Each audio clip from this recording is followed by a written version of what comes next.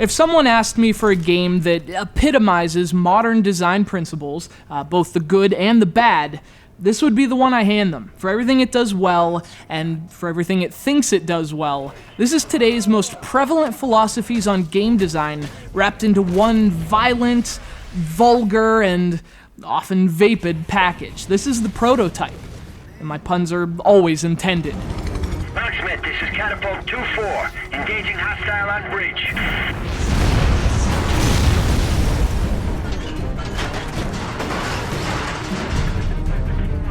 Released in April, Prototype 2 is a follow-up to the 2009 original, the game that was widely thought of as Infamous, the Hey That's Not Infamous edition. But frankly, the games are too similar not to be compared, so if you've played Infamous, you have a pretty good idea what to expect from Prototype, and by extension, Prototype 2.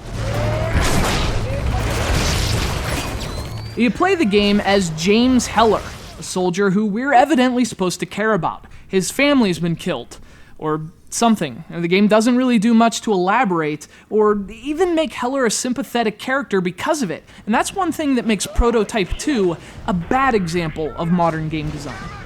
I mean, Heller's supposed to be fighting for his loved one, so he should be emotional, he should be conflicted, but in reality, he's written like a one-dimensional jerk. He just swears and curses, and swears some more. He has tantrums over alt keys. I'm at the computer, what do I press? First, you need I'm pressing the red button. Now the screen's all f***ed up. It's broken. Okay, press the alternate key. ALT alternate. Alt? There's no f***ing alt. I got a f***ing squiggly line key. I got a f***ing key with a triangle on it. What the f*** kind of keyboard is this anyway? Oh, James, calm down. There should be a button with a blue square on it. Okay, that's more like it. The writing is almost laughably stereotypical of bad video game story writing, and it's really symptomatic of the industry at large. And I'm not saying video games can't tell a good story, but the ones that do are very few, and this is not one of them. But fortunately, Prototype 2 is also an example of what modern games do right. When Heller is finally done with his tirades, he's straight up kicking ass. The game takes the Infamous concept to a whole new level. You run around this massive city, accepting a mission or embarking on a side quest, all the while working to make Heller an even more powerful living weapon.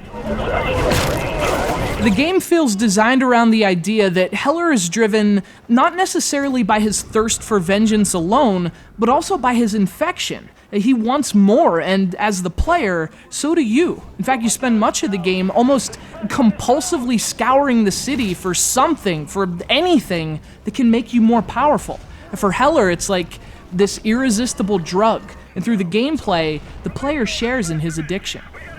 And ultimately, the appeal of Prototype 2 is the sense of empowerment it provides. The game gives you this insane amount of upgrades, and the more you find, the more fun you have exploring the city and finding more. Like Heller, the game seems to grow itself, and it does an unbelievable job of making you feel like a superhero. And from a video game, you can't ask for much more.